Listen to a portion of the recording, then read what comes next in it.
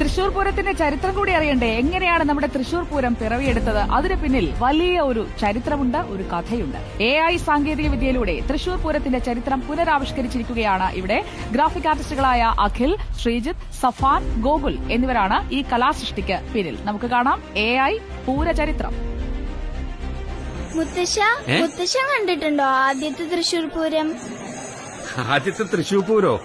അതൊക്കെ കുറെ കൊല്ലം മുമ്പല്ലേ മോളെ. ഒരു 1796-98 സമയം. അന്ന് തൃശൂരിൽ നിന്നും കുറെ ദേശങ്ങൾ ആറാട്ടുപുഴ പൂരത്തിന് പങ്കെടുക്കാൻ പുറപ്പെട്ടു. പക്ഷേ ആരും ഒട്ടും പ്രതീക്ഷിക്കാത്ത നേരത്ത് ഒരു ഭയങ്കര മഴ.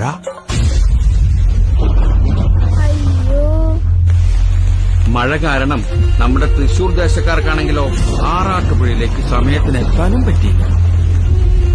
അതുകൊണ്ട് അന്നത്തെ ആറാട്ടുപുഴ നാടുവാഴികള് തൃശൂർ ദേശങ്ങളെ പൂരത്തുനിന്ന് അങ്ങോട്ട് വിലക്കി.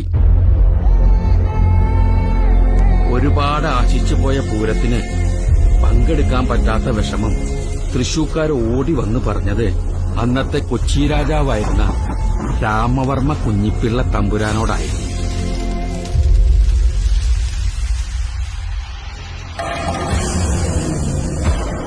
ഈ രാമവർമ്മ തമ്പുരാനെ വേറൊരു പേരുകൂടിയുണ്ട്, ശക്തൻ തമ്പുരാൻ.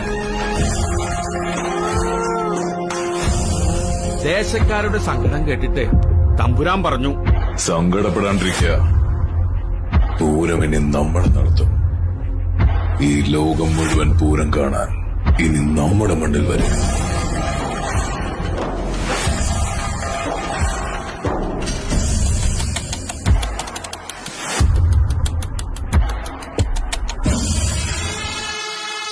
ആറാട്ടുപുഴ പൂരവും തൃശൂർ പൂരവുമെല്ലാം നമ്മൾ ഒരുപോലെ ആഘോഷിക്കുമെങ്കിലും അന്നത്തെ നാടുവാഴികളുടെ ധാർഷ്ട്യത്തിന് മുന്നിൽ തോറ്റുകൊടുക്കാതെ മാറ്റി നിർത്തപ്പെട്ടവർക്കും തിരിച്ചുവരവുണ്ടെന്ന് തെളിയിച്ച ഒരു ജനതയുടെ കഥയാണ് തൃശൂർ പൂരത്തിന്റെ ചരിത്രം. അതിന് നേതൃത്വം കൊടുത്ത മഹാനായ ഒരു രാജാവിന്റെയും കഥ.